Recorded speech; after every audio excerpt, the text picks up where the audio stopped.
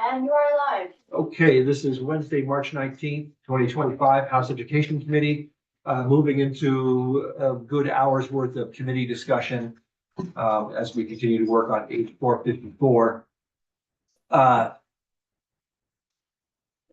think before I think what we'd like to do is sort of put a bow on some of the things we've been discussing concerning the subcommittee to draw lines.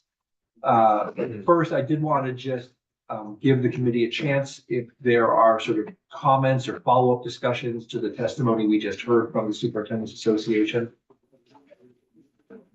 I mean, no one's required to comment on it. I'll offer the opportunity. I'll just say it's what Rep. Long has been saying.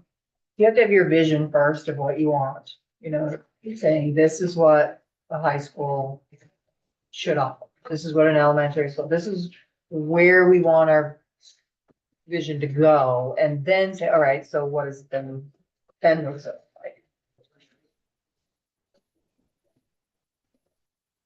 like?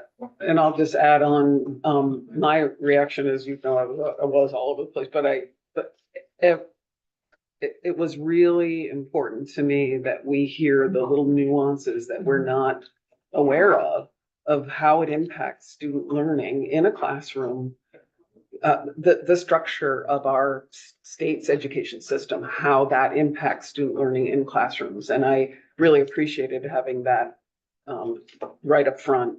And I will recommend to anybody that they should read that testimony or even watch that testimony, because I think it really does express the challenges that are happening every single day that none of us are really aware. I mean, I know we have teachers in the room, but we don't know how it's impacted. But I think on the other side too, how it affects the professionals in the building. You know, as he said, people leaving mid-year, that's, I mean, my SU just had the same thing. that's crazy. That's it for me, and that impacts student learning. That's what I'm talking about You know, too. So the it's instability, it's a cycle, having right? to learn a new program every year. Instability is really It's not good for kids. Representative Brady, Absolutely. Representative Purple. Yeah, I think it just underscored for me that stability, when we think about the big goals, as we've been having to talk more about what we're doing in here to other committees and other members, is, you know, we potentially get something pretty big, ready to go to the floor.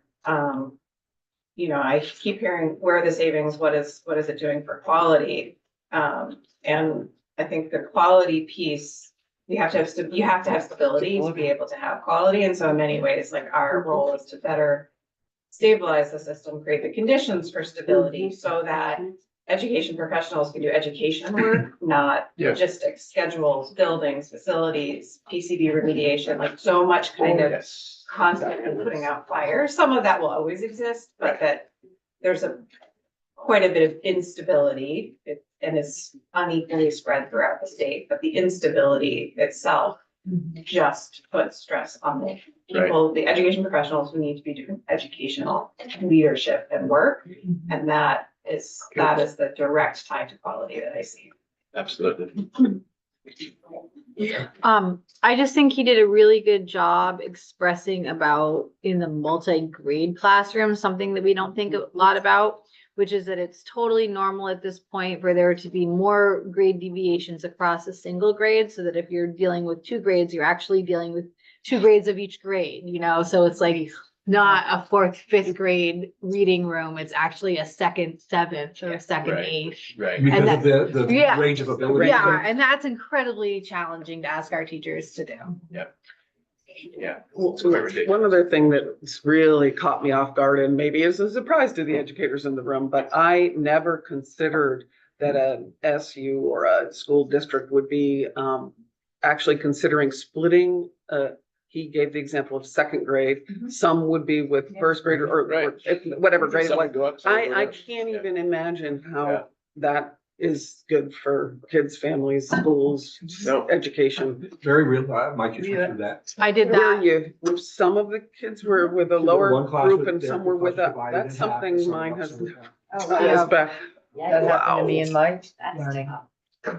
How do you, we're getting into really touchy territory there about choosing which kids go which school. Well, Oh, so- I was- And I am not okay with that. I was remember- thinking the same I am thing. Yeah. not okay with Well, that. I was in How a do you first choose second these? where there was also a second, third in the next classroom over. And I'm sure that it wasn't chosen this way, but it immediately all year became the cooler kids that were the Oh, second graders the got to, smarter the more kids. mature Or kids, whatever, you yeah. know, like. We're gonna talk equity. I know we shouldn't talk about all our, I will say in Cornwall, we had one experience where we had a 1, 2, 3. And it spread across two classrooms that were, had a wall removed. But what we ended up having was like 5, 6 adults in there. And it was just, it was chaos. Yeah, Yeah. yeah. Wow. Anyway, okay. Yeah, I would just add that I appreciate the thoughtfulness of thinking about elementary schools that might be near other elementary schools that have declining enrollment or not enough kids in them, and thinking about, you know, maybe they're not viable. But then on the flip side of that, thinking about small schools that are geographically isolated or whatever, and that those, we need to find a way to hang on to those schools for the necessity of the community and whatever. Yep. So like, not all small schools, I guess, are equal, is what So- I'm saying, what I heard. Thank you for saying that, Yeah. in part because I sort of keep a running list of the thoughts that are running through my head.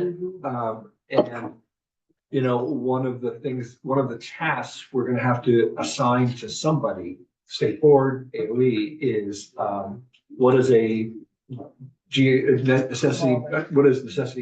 necessary elementary school, small by necessity, geographic isolation. Who defines that? How do we define it? And what was the other part of that? What's a viable school? Right. How do you define a Viable viable school. non-viable school? Yeah. Elementary school. And that's, you know, I don't think we're gonna define it here, but I think we're gonna need to assign that work to another group, probably AOE or State Board of Education. When he was talking about how he had to make the decision of the 2 classes that had 8 kids. And even if we do all this, there will be those schools that will have to make that decision, which may go run afoul of whatever rules or guidelines we put in place. So I was thinking that, do we set up a system where in those cases that we're trying to define, how do you make an exception for them? Well, maybe they apply for a variance, right? Like other municipalities have variance for different types of things. So, and then make that where it's a specific set of guidelines that make it easy, right? It doesn't have to go before some big group Right. of people or committee, but it's, if you fall within these things, you submit the variance, all the things that support why you're doing it, and then it's approved, it's automated. And Right. if there doesn't pass, then you have another, right, go at it, but Could it be Did as simple that as with Fort mileage? City. Well, so State Right. we'll get back to what we need to put a bow on here, but, you know, we could imagine that, I think we've discussed it here, coming up with something like, oh, a 2-year rolling average, but, Yeah, it's gonna be- and putting it within educational quality standards and statute. And educational quality standards fall under the purview of the state board. So if you fail to meet a class size minimum for 2 years, the state board would ask you to come and explain it, and then that would be your variance board. Yeah, State, which has been a process we've used before, things like it that. certainly exists. Can I just say one last thing about this? Yep. Very high level. I really appreciated the way it was set up with current challenges and possible opportunities. Because I want us to think about opportunities, and this highlighted them. Sorry, just one. Anybody wants to look, it's helpful. Bring it home, Chris. No, I really appreciated his testimony. I think it was a very real testimony. And I think it showed that there are districts that are currently wanting to do parts of this, but the barriers that they're facing, I think, highlighted some of the important work that we do. And I think we continue to hear a plea saying, you need to do it, legislature.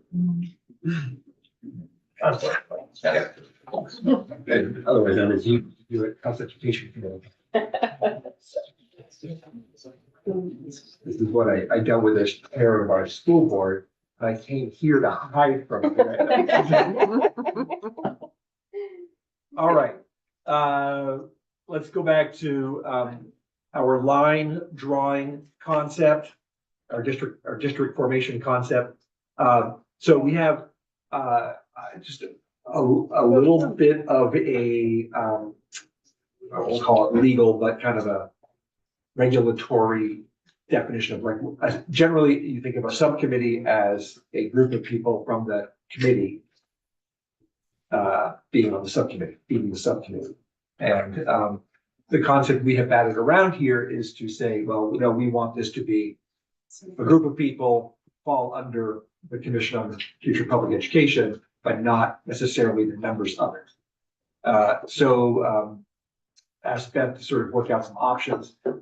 What seems to be, we can have her talk about that since she's here right now, but maybe sort of throw some more definitions out there. One of the options that we're looking at is you appoint 5 non-voting members to the commission and they become the subcommittee. It's just sort of a legal workaround. So, anyway, we'll talk about that a little bit just as a preview. All right. Erin, where are we at? We have, can we lock in I sent them to Beth for drafting. I'm not that I have to be ready now, the goals or the sort of parameters for the charge that we use, largely the language from the superintendents, and then the goals or parameters that these 5, obviously there's detail of that, are to use in drawing up options. No more than 3 options by December 2025. And all right, when we say 3 options, are we going to say this is that their job is strictly drawing lines, or are we adding in and a recommended number of school board members and anything else, or just keep them tied to providing options for districts? My sense is options for districts. I don't know that there's a mandate, but there's a connection to schools more than the like governance piece. I think that's what comes back to us next year.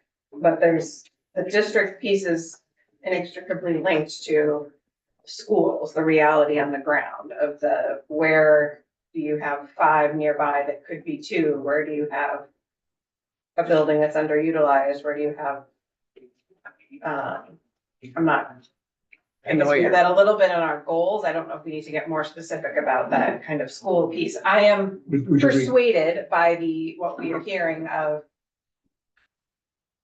honestly, the real savings. The biggest is in operating fewer schools. The cascade of things that happens in operating fewer schools is where the greatest efficiencies is going to be. So that is part of the sort of end goal, future state. So do we need to be even more specific about the location of ability for schools? Right now, the language, I think Beth is putting this in legislative language, but that we said to maximize opportunities for modern regional middle and high schools with the least disruption. But maybe I'm getting too in the weeds there. So my question would be, so are we going to, we have to be clear and unambiguous in our guidance to this new group of people as to what we want from them? So are we saying, and provide recommendations within those districts for efficiencies at the secondary level? Yes. That's a very specific charge. Yes. That would move us, that could move us along in a pretty. Yes. Yes. I'm seeing Yes. nodding. I mean, these are just all, it all It's comes back to us, folks. We have to make a Recommendations, call. that's not, So we're seeing recommendations on how many schools and where they should be within those districts. Is that what we're saying? I think not we're what your saying language was. more, leaving it a little vaguer than that and just saying to offer recommendations for greater efficiencies at the secondary level, or greater efficiencies and opportunities for students at the secondary level within those newly drawn district boundaries. I sort of would keep this group out of the elementary, defined middle school. Yeah. Kind of keep kind of a low hanging fruit recommendation. Okay. Chris, then Beth. Getting a little worried about how much we're gonna be tasking Okay. in the short amount of time that Yep. this committee's gonna I'm have. gonna be very aware of that. with getting back to it on January first Yeah. next year. Mhm.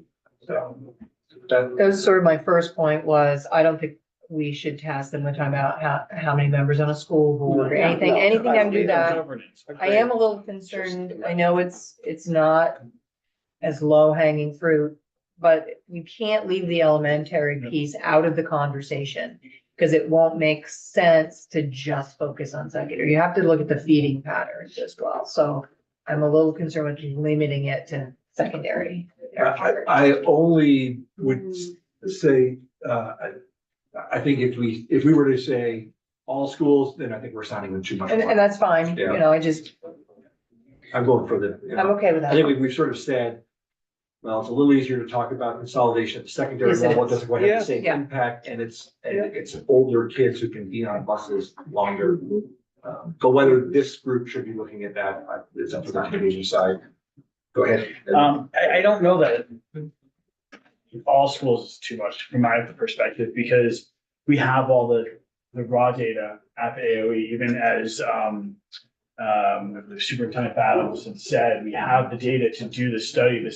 Getting the data is the year-long thing. The study is the short piece of it, the GIS piece of it. So I don't see why you can't. I think governance, all of that, yes, that's too much for them to do. But I think with having the data available to us, we should be able to at least use that to start working on in that same conversation, all the schools, not just secondary. I think that's, I think that's a disservice to it, you know, just as Beth said, with feeding patterns. Feeding patterns, yeah. I think it's there, and I think being overly cautious isn't necessarily the right way to go about it either.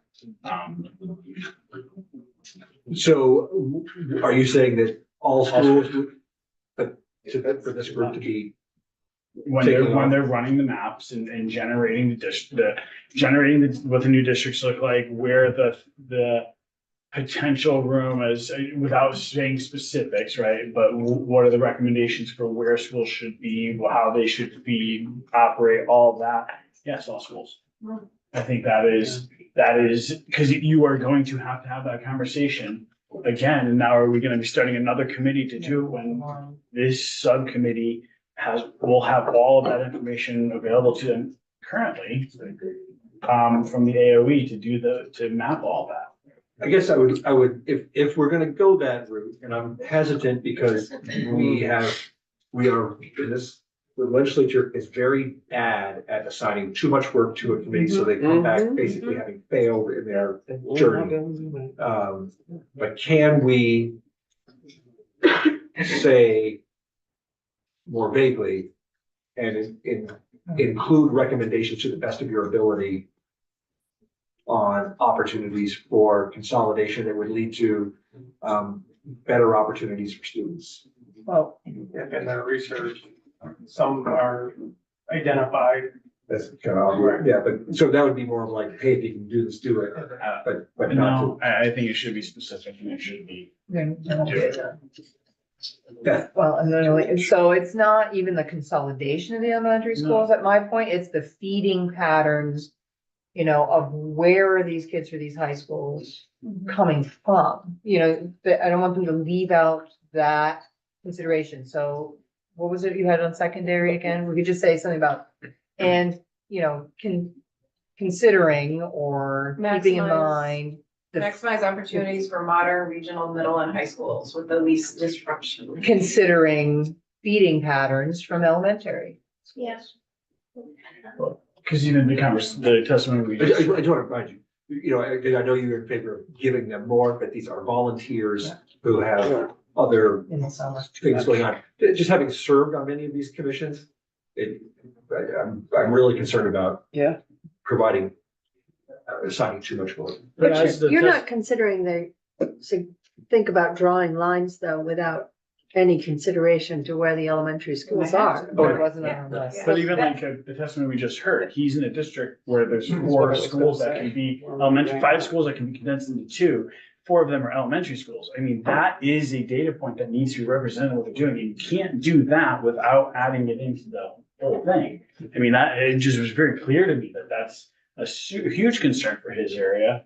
And we're gonna just focus on a secondary school. I think that we're missing half the point when we're having that conversation. And there is the data to prove, to do the work. It's part of district line drawing anyway. I mean, I really don't think that we should add, I actually think it's a good idea to add the language for the secondary. But I don't think that any district's lines to Representative McCann's comment, district lines aren't going to be able to be recommended unless they will be looking at where all the elementary schools are already. I don't want to add more than they can handle. And I think the secondary is a doable when we leave the language vague enough. They may have very little recommendation. They may think it's too much, but I think it's a This smart is request. ultimately, just like here, this is ultimately a human endeavor. That's right. And, you know, we want people wanting to do this. The elementary school issue is not fun to be part of. And it's, you know, it's just loaded with hard politics. We are not, you know, we want a group of people willing to do this, and to be able to have their work get done. So I think they you know, they can take into account, but really it will be up to us, which we're already doing, talking about class size minimums and whatnot, to really be driving change at that level. They will be making recommendations, so they're not making the hard decision, they're just giving us the recommendations on what we're gonna make our decisions to do. I tend to agree with you, Josh, because I want to do this. And so I'm thinking, but to me, the getting that more specific, whether it's in a recommendation to us or just in how and why some district options have been created, it's all about having former superintendent. It's about the 5 people that are doing it that know that's what exists in that area, that this is what exists in this other area, that you have, that we're really leaning into the people in the field who have seen it, know it, so that they are coming to this work with that. And I wonder, given what you just said, and this, if we are putting class size minimums in that would start to be in effect in 2026, do we just say, instead of something about that maximize opportunities for modern regional middle high schools, least disruption, and acknowledge or move us towards realizing the class size minimums that go into effect? Like, I don't know that it's necessary if putting the class size minimums in, but that's a pretty strong piece towards elementary size and elementary. And so is there, you know, saying something about moving us towards realizing the class size minimums with the least disruption possible? Maybe that's unnecessary, but unnecessary. Okay. Could we come up with those before we give them the charge, just so here we've made those. The class size minimums? And we make the decision, right? So, I hope so. okay, I thought you were saying have them do it, so. No, no. Maybe I I think we- So, misunderstood. but we've they would already- be going into effect in the field in Got it. 2026, so, but no, I mean, Sorry, I misunderstood. yeah, my hope is that those are part of this bill and acknowledge those are hard. I'm circling back around to not asking them to do anything more. Drama. Just because Let me I just know volunteer would you board, please read that part of the charge again that you have in your notes? The charge or the criteria? Or the, Well, specifically around the, so the charge for the new commission subcommittee would be to determine the most efficient number of districts and proposed boundary lines based on educational research, Vermont's landscape, and comprehensive analysis of school locations, conditions, and capacity, based on 3 big goals. 1, increase equitable access to educational opportunity. 2, maximize opportunities for modern regional middle high schools with the least disruption. And 3, all new districts should meet the following, and then it's a list of the more technical things. All operating minimum of approximately 4,000, all students access to CTE, minimize separating current districts to the extent practical, equalizing tax capacity to the extent practical. I think we might be, you know, we might want to look at the language soon from the, instead of me reading it out loud, but from the Okay. legislative language. Yeah, and my thing is, I Ready. think Casey was up next. We gave numbers to Ways and Means, correct, with the Ranges, ranges, yeah, the ranges. So that will be it will be a factor hopefully in their decision making too, is if they get those numbers back from Ways and Means, correct? Well, so maybe we want to include the ranges in the language. Okay. That we provide. Because I think that's gonna be really important when they're looking, if they're looking at, they actually have data from JFO and Ways and Means that can help determine. Okay, Size. yeah, so let's maybe put in some language that says, using the data provided from joint fiscal office regarding district numbers and potential savings. That's what I was trying to say. No, I think that's what. Well, I don't know. Do we want to put in, if you take our two ranges, the low is 10 and the high is 24, so they should be bringing back 3 or fewer options that are somewhere between 10 and 24. Yeah, that's fine. Yeah. Or we can just say, using the analysis done by JFO. I think it should be a factor. Yeah. Yeah, absolutely. Maybe we should, 5, what's that? we're at the 5. Oh, we should, yeah, we can get Can into that, we yeah. go back to I just want to reword, I guess, what I'm trying to say. It might be simpler as, I don't think we should pigeonhole it into secondary. I think we should leave it open to all when they're doing their research. Not saying they're gonna decide where the schools are, but I think they need to, like, focusing on one over the all, I think, and this is what I'm trying to say, don't put the language in to go after just secondary, like, leave it broad. Or we just read that one, that's one more time. Maximize opportunities for modern, regional, middle, and high schools with the least disruption. I mean, that's a tall order right there. Well, so is this other part which mentioned CTE. Yeah. Right, All students have access to CTE. because that's looking at that level. I mean, all students have access to CTE already. Well, All right, thoughts? Do people want to keep it to modern regional high schools, and middle schools? We want to make it more vague and just say, if you were to just substitute the word school, how does it read? Maximize opportunities for modern, regional schools with least disruption. I think that would stir a reaction that would make their work very challenging. As we talk it through, I mean, I think based on the testimony we've heard, it does, this is all really challenging, but I think the focus on middle and high school makes sense, kind of based on what we've been talking about in committee. And I think, and Beth can maybe give us an opinion, but I feel like our criteria and our considerations are sort of broad enough. I do feel like the potential for consolidation at the elementary level will be kind of a natural part of the conversation. I mean, I don't think we're prohibiting them from doing that work. We're just kind of trying to focus them in a direction that we've heard it sort of makes sense to go as an initial step. I mean, that's my opinion. All right, so we're now going to start a process that we're going to be doing a lot of. Those who are okay with the language as we have it, raise your hand. And this is not finding where we're going to hear it in legislative form. I still want to. But this is Concept, yeah. But this is the concept of sort of saying, in addition to drawing lines, please look for opportunities for modern regional, middle, and high schools. Okay with that?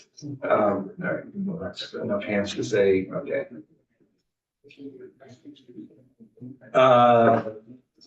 Okay, who are the 5?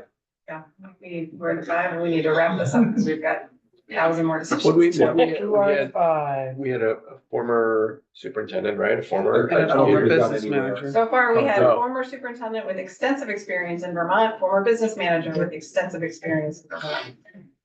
I actually talked to superintendent and a current superintendent and a previous business manager last night and this morning. And both of those, one had said 2 superintendents, 1 business manager. And then an expert in the state's physical and human geography capable of calculating student populations, times, travels, distance, could be someone from whoever holds the GIS mapping capabilities. And then another person who is an expert on the facility status of the schools in the state, which would also probably have to do with that report that we got. People who are well served in those two areas because they are going to be key players in it, especially the department that handles GIS, right? Because they also handle Department that handles what? GIS surveys and stuff like that. They handle municipalities, civil engineering, all those things, which will play a huge part in the mapping of it. So the two different people saying So- almost verbatim the same thing. I'm gonna argue against that. Yeah, me too. And just say this, we're talking about 5 people. Yeah. Superintendents, business managers, couldn't agree more. A GIS person is not an education Or person. someone who works with the But- geographical. But we made language that says that they will assist. That's right. I mean, I really see Yeah. that kind of people I mean, you can tell as them. technical Decider. assistants. We're asking this group to Make to decisions. make educational policy, recommend educational policy to us. And a facilities person, and also somebody at the AOE, they're kind of focused on their own and don't have that sort of broader, look, but I'm not against Business that. managers Because I just and- want people who are in the business of Education. education. Yes. All right, Brady, then Harple?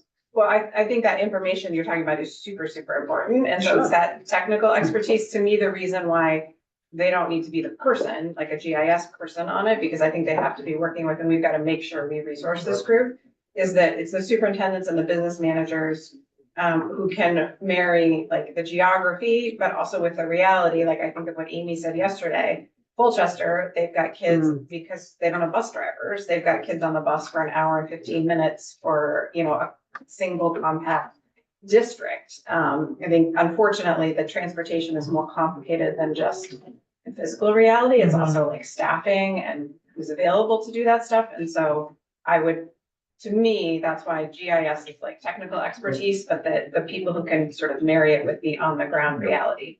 That's Leanne? 2 things. I realize that on a board of 5 people are really limited to what kind of diversity we can get on it. But I would like to see someone from each sort of region of our state. I guess even if you just crosshatch that sort of into 4. So like someone from rural Northeast Kingdom, and I've gotten a lot of feedback from my community about that. We have this special circumstances up there that I think need to be voiced. And second, I'm wondering how the committee might feel, even if this was a non-voting member, about also asking our student reps on the State Board of Ed to be part of this group. We have 2 student reps, right? Yeah. We've got 5 here. Yeah. I mean, Right, maybe non-voting. I realize a Well, they're all teenager may non-voting. not. They Oh, are well, non-voting. okay, They're just making a recommendation. right. Chris? Did we yet, and if we haven't, are we going to outline, we do this all the time with committees and commissions, shall consult with, or, so that could be the avenue where we say shall consult I think with we had. Department of, Yeah. right, but GIS. GIS Mhm. shall, yes. I think we put some language in there about that, yeah. So yeah, I'm gonna try and continue to articulate what I'm trying to say about this, is that it's not just the geographical mapping piece.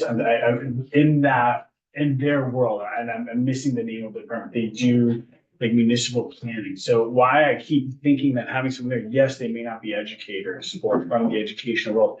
They're going to have other types of, other thought processes that people who are on the education side aren't gonna have from a municipality level. So they may have, and they will likely have suggestions that may not come up in conversations. If they're in the room with the conversation, they might be like, hey, here's a solution that we use in this space, we can use in this space to help fix or move or create things.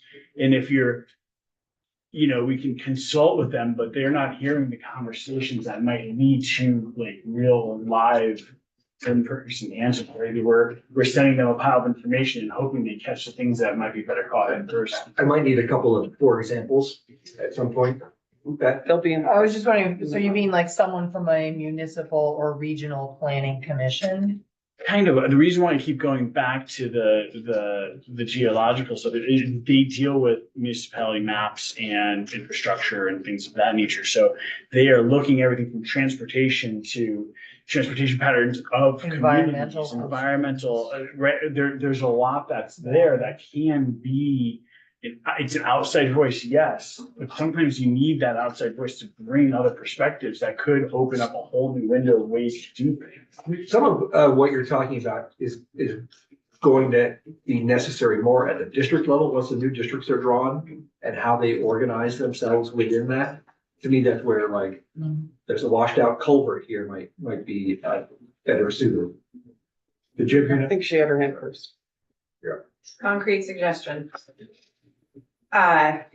7, I prefer 5, 7, 5 of whom one has to be a former superintendent from each of the VSA superintendent regions. There are 5 VSA regions. That's the premise of the governor's proposal. So you've got the whole state covered. If you say 7, that gives you a little flexibility that, for example, the Champlain Valley is 34,000, maybe you have 2 in that one, but, or just go with 5 and say a former superintendent or business manager from each of the VSA regions. That gives us 5. So the way it's gonna have to be is, you know, And then who picks them? so we already have the who picks them. I don't think we do. Well, we were talking like 2 House, 2 Senate, 1 Gov. Yeah, Okay. we did talk about. That So, get you the whole state. so we're gonna. Right, so we could do 1 superintendent, 1 biz, 1 superintendent, 1 biz, and then the governor would pretty much get. Or you could say 5 former superintendents from representing the VSA regions and then +2 former business managers. And then, again, then we have to rethink the reappointment, but Yeah. trying to work with existing. Yeah. In concrete. Wrap this up. So I'm not gonna endorse or not Yeah, endorse, but know, I think actually we have one, like but I'm that. Trying to come up with a. Right, I hear you, and I like that kind of suggestion. Here's why. I'm really quite focused on making sure this is educational focus. It really is important to me. And when, Leanne has mentioned it, you've mentioned it as well, about the diversity of our state. That is really important to me. I am unlike your SU. So how but should we very word much. it? So to all achieve I'm that goal? saying is that we need to make sure that we have, if we're going to have a former superintendent, you can't just have 1. I'm sorry, because they would only have, it's unlikely they would have experience in an SD and an SU with the complexity that mine has. So I really like the idea of expanding it outside of that. And keeping it really focused on our education system. I think that no matter how we set this up, the GIS stuff is going to be in the room, making suggestions anyway throughout the process, because they need to be helping when they're ready to draw those lines. But everything else has to come first, so. I was concerned that what happens if we can't find superintendents Yeah. from every district, and then what happens to the Yeah. program? It's just, I think we're getting too Prescriptive. Or to the extent practical, to me, it's a way of really acknowledging the reality, organizations that exist, a bit of the governor's plan. Mhm. And I'm not Yeah. discounting the geographical and different locations at all. I'm just saying, I think that Yeah. Yeah. if we're limiting ourselves more when Yeah. we start doing stuff like that. And I guess I'm gonna go along with that and say, there are people out there who have worked in our statewide organizations that may not have held those positions, Right. but have a broad understanding. Mhm. That's true. We are, if we go with the assigning method of 2-2-1, we can just simply describe that every effort made to have representation from various geographic regions. I think we're making it more political. If we do that, if we don't just say former superintendents or business managers from the 5 regions, we're opening this up to more politics, and I think some challenges that we've already seen on the commission. Did you and say we've seen- current or did you only say former? Former. Could it be current or former to open, to broaden it up a little bit? There's more. I think that there was the committee was feeling like, because there's a lot at stake for a current, that may not be, the way to go. I still think you might have somebody out there who's an interim, who's just filling in a spot and could maybe be part of this process. And I think it opens the pool a little bit better. Casey, Janet, I just think no matter what we do, it's gonna become political because they're going to give us a recommendation and ultimately we're gonna have to make the decision at the end. And so I think that I agree with you, Chair. The 2-2-1 appointment and just to make a decision on it. I don't think we need to get too down in the weeds. I think whoever gets appointed will make the best decisions on what they feel is right for Vermont. I'm hopeful for that. I think that's what we're all trying to do is what we think is right for Vermont. I would put faith in that as well. That's just my 2 cents. Beth, Oh, I thought Jan was that. Oh, I was I'm just, sorry. no, it's okay. Oh, yeah, this is quick. I was just gonna say, I wonder, if there's a way for us to craft the language that sort of does both of those Yes. things, like, as a priority, we would love to see, the things that Erin just suggested, if that is not, practical in effect, then the plan B is just sort of like a more, I think we could get a little creative with the agree. language to do both. But We ensure it's an educator. Beth, oh, I was gonna say, I think the trouble with the current is the timing of it as well. They'll be very busy next fall. Handling their own stuff, especially if they have 15 different boards. So I think the more prescriptive we get, the harder it's gonna be. And so I'm basically agreeing with Yeah. Casey and Like a Chair's plan like B. 2-2-1. yeah, I guess I wasn't saying 2-2-1, Well, 0 guidance. No, Right, and no. I wasn't. I don't want considering 0 guidance, but I think if we get, it has to be. I think if we can former. just word this as, along the lines of, Superintendent's business manager. yeah, as well as, making, it possible to have both rural, or I don't want to do that. All actually, 'cause I don't- geographic regions. Just have, broad geographic Broad. diversity. Yeah, I That's didn't what you wanna, were saying. I just didn't wanna reiterate what you said and say it wrong. So I said I agree with where you were going with Well, you did it wrong. What is important is that we have people on there who are familiar with not just systems, but our system. Yes. Yeah. And Yes. that is, and I think there is language, right, they But we they need- do, So, but there's language we can so we create. know our goals, we need Yeah. to give legislative council, clear guidance. But I might invite legislative council to the table to talk to us a little bit while we do this. She was helping with the That's here. helpful. Yeah. Thank you. And I just want to say, 2 things. I'm a big believer in the committee process because of the diverse range of opinions. I think we tend to get things right. But it is a slow, hard process and we need to, acknowledge and accept that. Yeah. Hi, She's been waiting. She's been waiting. would you, having written, legislation previously, would you have any guidance for us as we try to,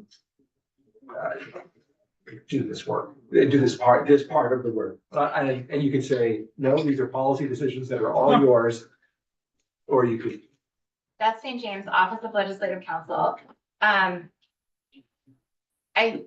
don't mean to be not helpful in answering this question. I listened, I was here yesterday, I listened to your testimony, I've been sitting here this morning, I've listened to your discussion. I have draft language that is unedited. That is exactly what you all are talking about now. And in my experience, it is sometimes more helpful to look at the words. Yes.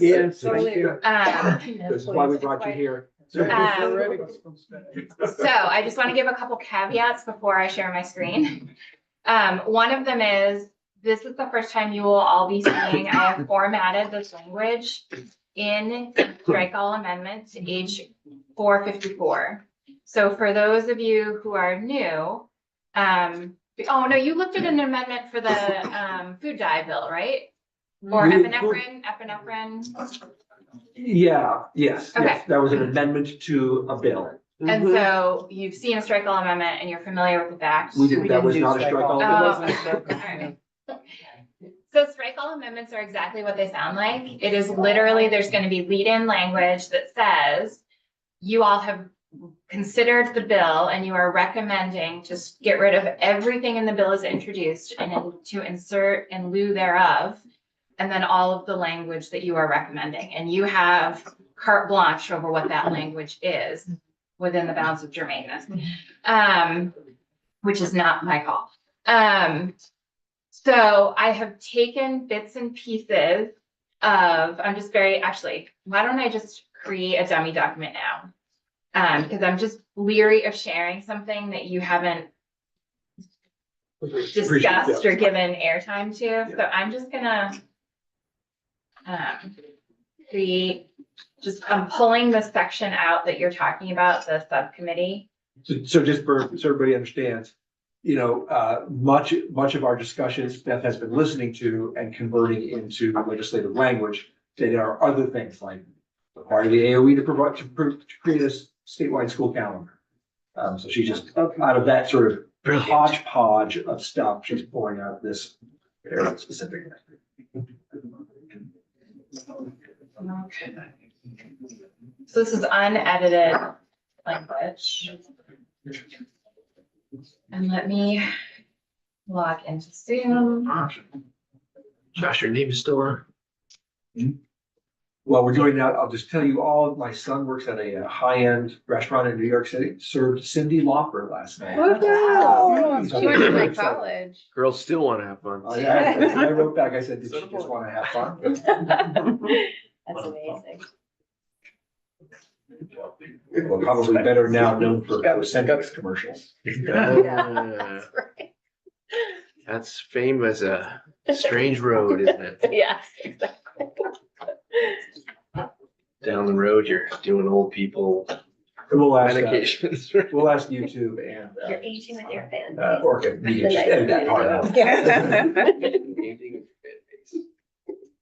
He replaced it. Yeah, we'll be the rest of the day. Okay, so what we're doing here, and again, this is based on me literally just listening to your conversations. You are gonna want to make changes to this. It is not perfect, okay? So what we are doing here. Anyway, I can't make it any bigger. Is we are amending the Commission on the Future of Public Education enabling language. So again, everything you see, so this is from the yields bill from last year, everything you see that is not underlined is current law. And then everything you see with a strike through or that is underlined is what you are proposing to add. So no changes yet to the creation, but we are going to make some significant changes to the membership. So what I've done here, and to back up a little bit, creating a subcommittee of a committee. In order to be a sub of a parent, right, you've got to have some of the parent on the sub. So there are a couple different options you have. You could just create a whole new committee that's not associated with the commission and require consultation with her, et cetera. You could do what I have done here for you to consider, which is add non-voting members. They could also be voting members. I mean, that's a policy choice. The non-voting was a way to just get at the fact that they're potentially not going to be as involved in the rest of the commission's business, although non-voting does not mean not participating, right? So again, all policy for you all to think about. Or you could do kind of a hybrid. You could do, because there is a subcommittee on the commission already that is actually chaired by a non-commission member, but the rest of the subcommittee is made up of commission members. So you could do a couple commission members and then a couple non-commission members. What you will see here today is the voting, non-voting members, the non-voting members making up the subcommittee. So first change is we're going to call out all of the current members as voting members now. And all I'm doing here is changing the level of orientation here. I'm not changing the membership in any way. So instead of numbers, we're going to capital letters.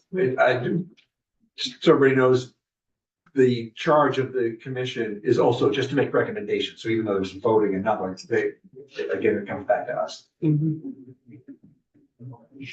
Okay. So then non-voting members, the following members shall be non-voting members of the commission who shall be appointed on or before July 15th, 2025.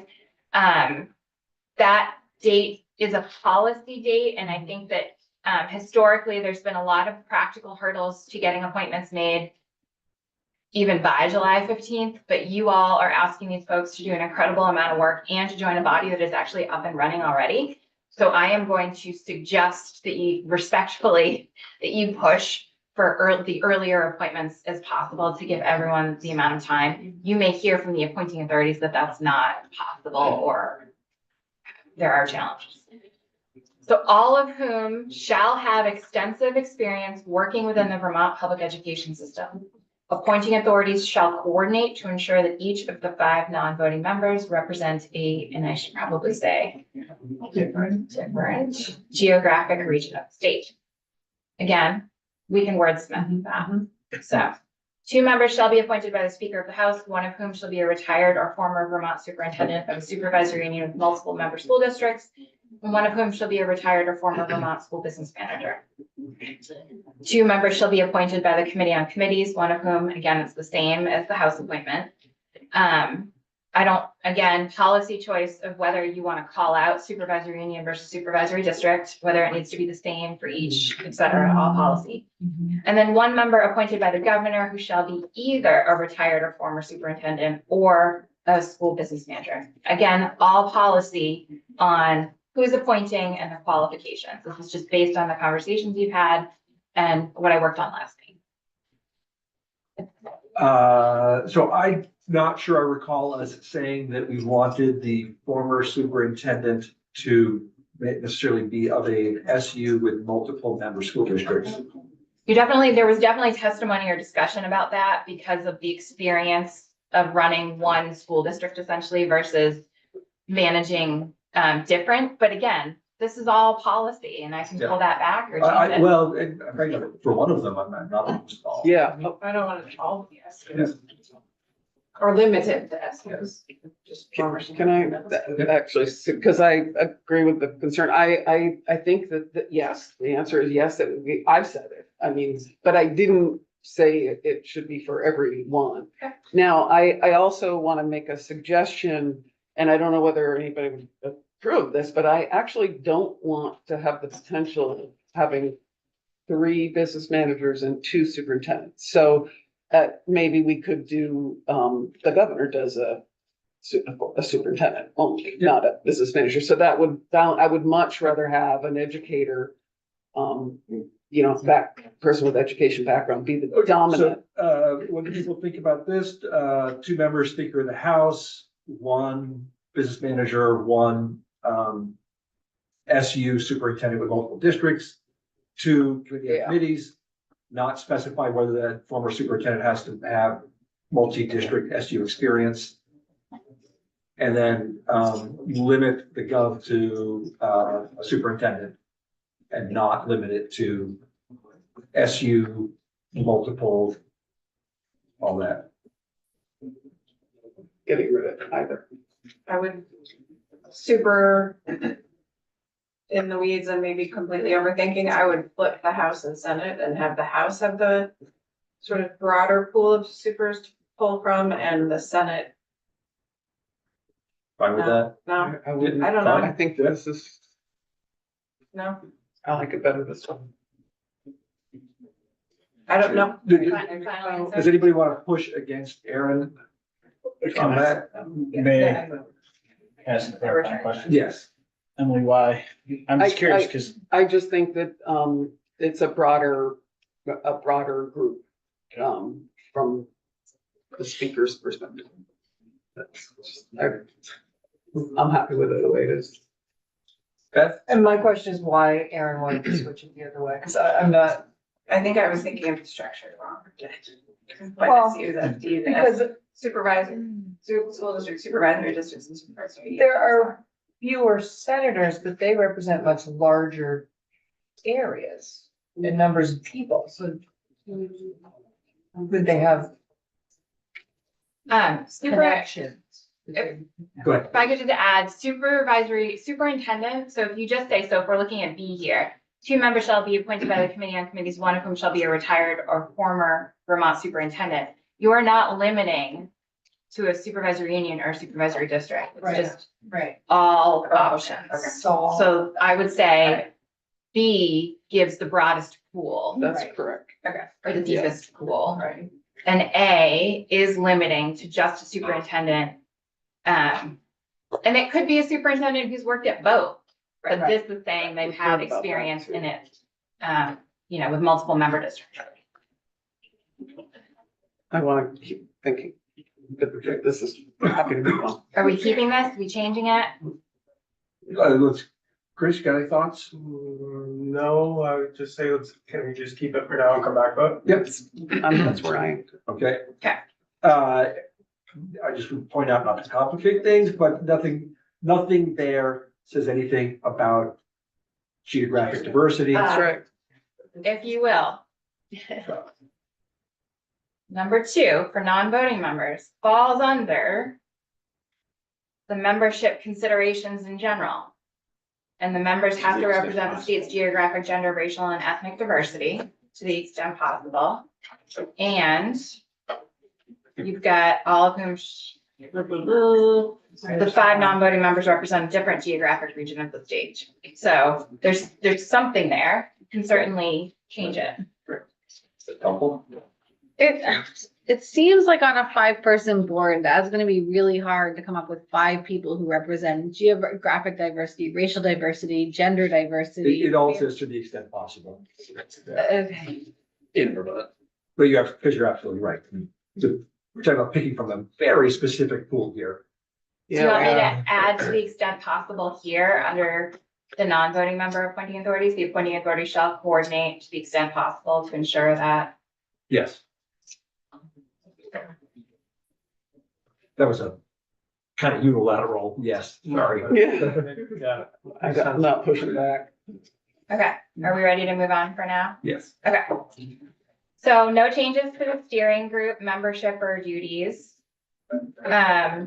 Again, this collaboration, you talked about the collaboration piece. The commission as a whole is required to consult with all of these organizations or groups. If you want the subcommittee to consult with, and we haven't gotten to the subcommittee yet, so take your time.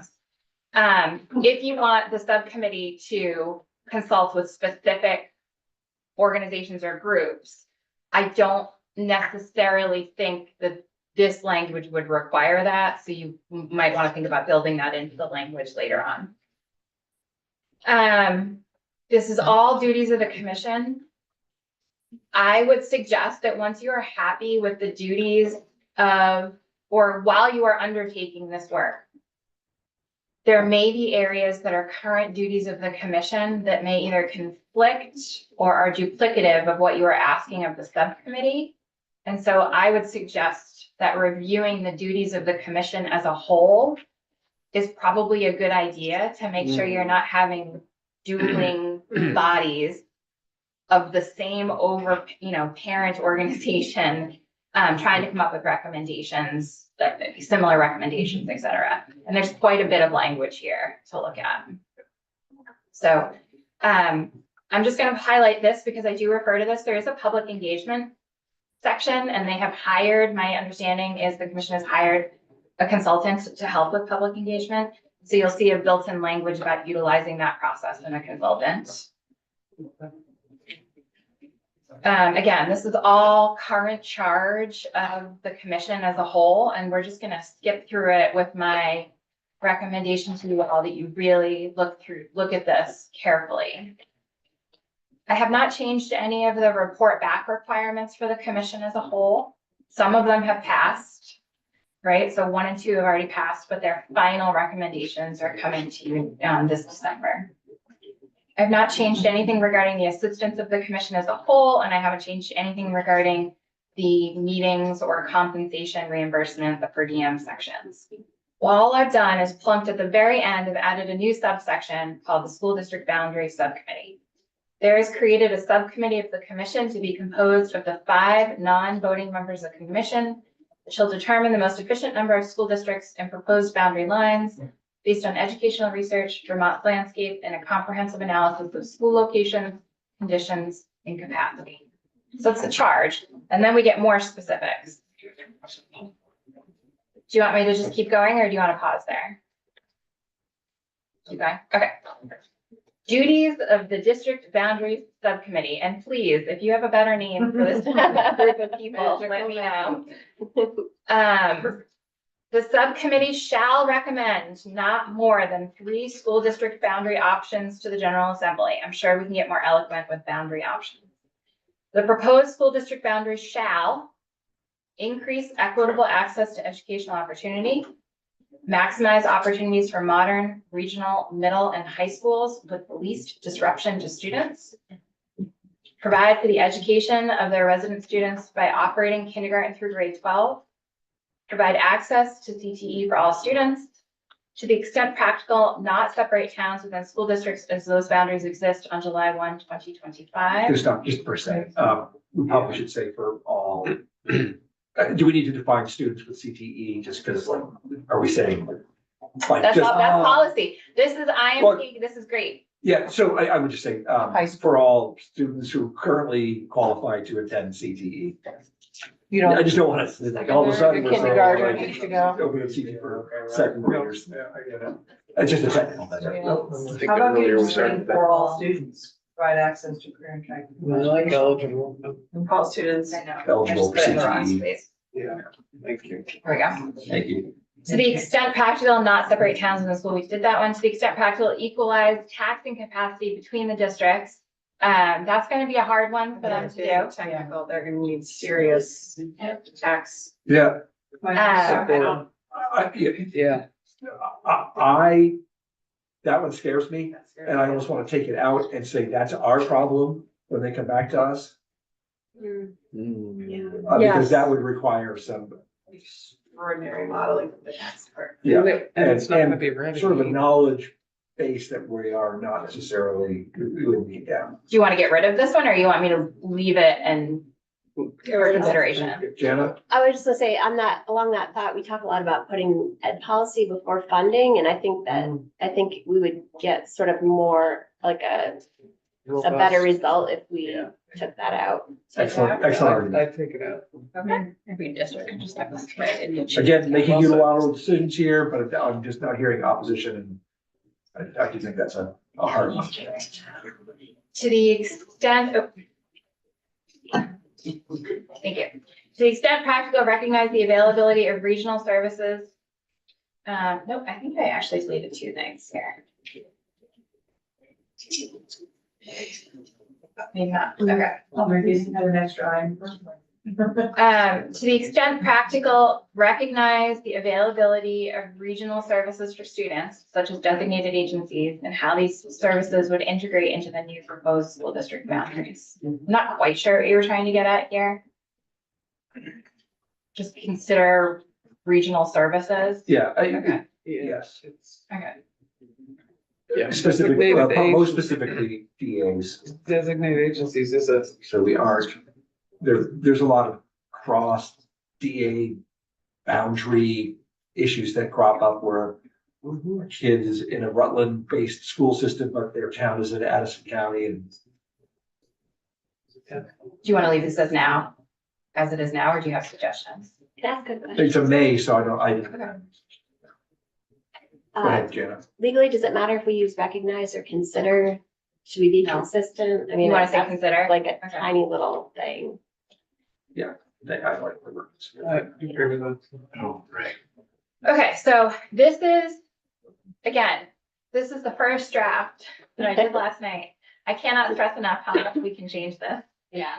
So just to reorient you, these are what we just walked through in subdivision A. Is what the school district boundaries, the qualities that they have to consider and that the school district boundaries have to meet these criteria. Then we're going back out to B and we're saying the subcommittee may consider and make recommendations for future placement of new schools including CTE centers, to meet the requirements contained in subdivision 1 of this subsection. So subdivision 1 is all of the criteria that those new school districts need to meet. So if, as they're looking at this, the subcommittee is looking at creating those boundaries, and they think, well, option A is gonna work better if we move around some schools, this is saying, please make those recommendations to us. Yes, Ellen. So, I am trying in my own head, and everybody else might have a different perspective, but I'm trying very hard to reimagine CTEs. And whatever we, and what I mean by that is access, location, where, what they provide. I mean, I'm really wanting to reimagine them.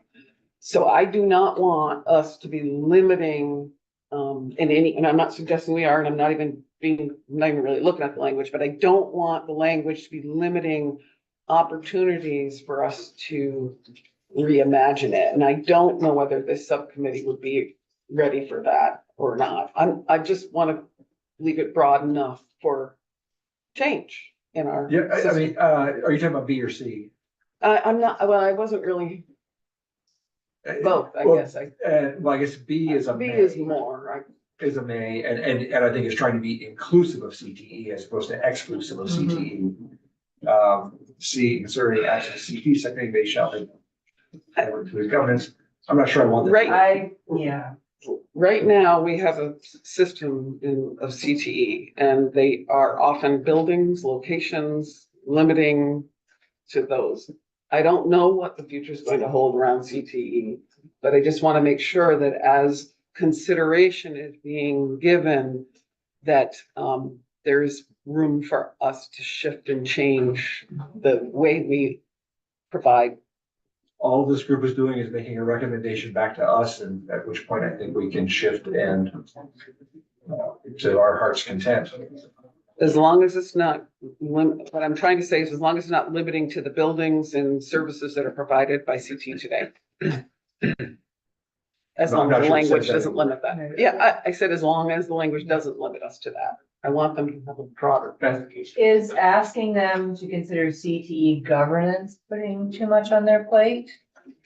Do we need that part for the district boundary, the actual governance of the CTE? Straight it out. I mean, I'm just one person, so, I had the same reaction when I read that, and I'm not quite sure. because we were talking like, were we gonna sit and talk about the makeup of school boards? Right. No. Would it be more of the access to CTE and not the governance? It's more. We have access language in there. Access to Yeah. Yeah, we basically CTE say education. district boundaries must be included as every student, every eligible student having access to CTE centers. I'm kind Or of CTE education. with Beth, I'm not sure I want to throw in CTE governance into the Yeah. mix here. Agreed. We'll kill the fish. This language came from, it's not taken directly. I added governance because I think not have CTE reform was too broad, so I Yeah. limited it to governance. Came from your discussion yesterday. I'm sure it did. So I'm just, She was would you like me to remove it? I'm gonna open that up for discussion. Representative McCann? No, I don't need to discuss. I thought we were gonna just take a quick vote. I'm all for getting rid of it. Okay. Representative Taylor? I'm not so, I'm just wondering if it just needs to be modified in some way to still really focus on CTE process too. So I'm not totally for removing it, but I'm not really against it right now. I guess I'm kind of. So I would just say, we've got two other references to CTEs, one saying, in drawing district lines, making sure that every kid has access to CTE, every eligible kid. And then the subcommittee may consider and make recommendations for the future placement of new schools, including CTE centers, to meet the requirements contained in subdivision 1. Yes, We're not talking about, we're not having them look at governance for the rest of it. So why would we have them look at governance for CTE? So yeah, that's a different conversation based on the rest of the charge. Representative Brown? Yeah, I was gonna say, I think if we're focusing first on access with sort of governance considerations to follow, we could maybe, if we feel like we have access covered in other pieces of the language, maybe we could take out governance. I'm fine with taking out governance, but I think I know now what I feel is limiting language, and that is the word centers. So I prefer centers. I prefer CTE education or something to that effect as opposed to centers. Because what that's saying is it's a specific location and I would, B is very specific about placement of new schools. That's kind of building specific. And again, it's a may, they don't have to do anything with it. I think that was there to include, I hear you. make sure CTE was included. School district boundaries are required to provide access to CTE education for all eligible students. This, I agree with the chair, that this language, this subdivision is very specific about the location of buildings. If you would like something related to CTE, other than subdivision B, or what it is in subdivision A, I think that's a whole new section, a So whole what new subdivision. it's not actually what I'm trying to say is, what if we wanted to have CTE offered at every single high school in our state? So I would say that that's a policy decision for this That is. committee But I'm and trying not, not to limit. not the job of this group. Well, I'm understood and agreed completely. I don't even know where we're going. I just threw that out as an option. And does saying centers leave us to where we are today with, I don't know what the future holds. Yeah, I mean, sure, I'll say, yeah, it implies working within the system as it is designed today.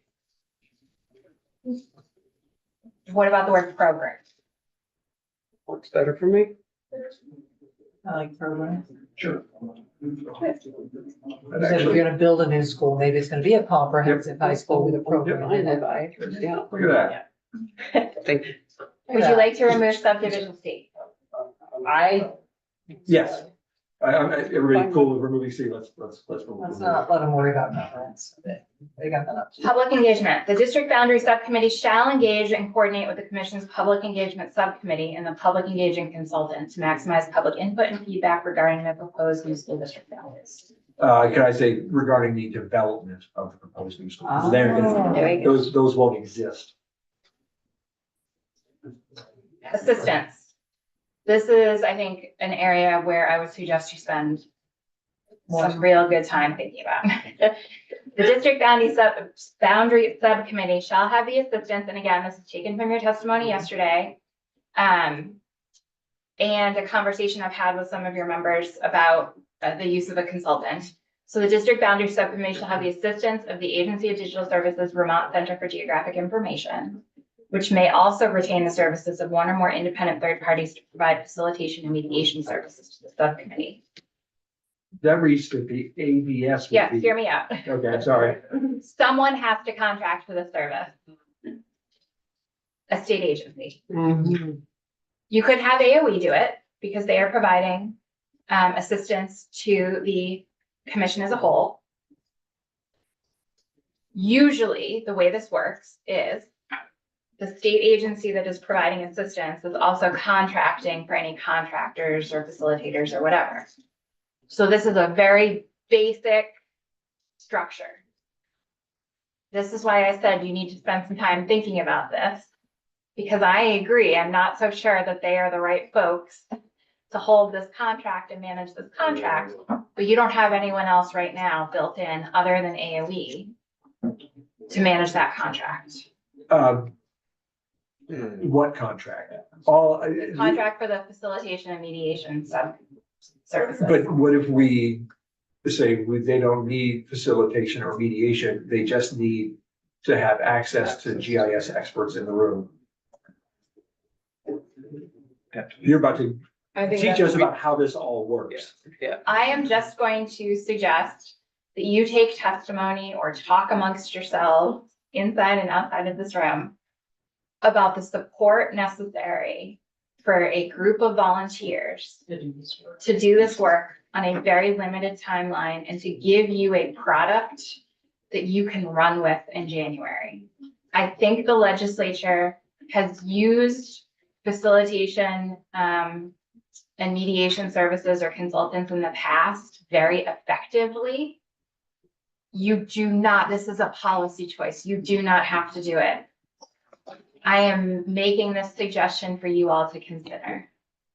Thank you. I think I understand what you're saying, much better. And also, if we are going to, somebody's got to hold money to spend the money. That's correct. Yeah. Josh. Two parts. So Beth, you said the AOE could be that person. Is it implied that they're part of this, or would they need to be added to that section? They provide assistance to the commission as a whole. I just want to make sure that.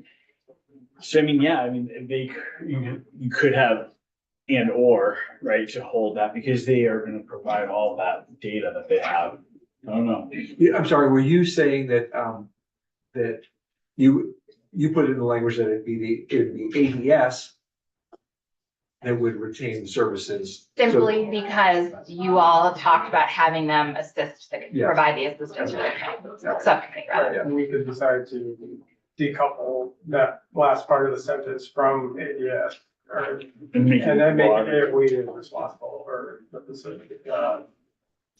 Could you do or, so they can make the decision who they feel is the best party?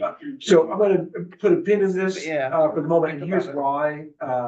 So the, commission is, resourced to a certain extent with some certain amount of money. I'm gonna do a little research to see, Thank you. where that is and if that can be the source of money, in which case it is already sort of held by AOE. So,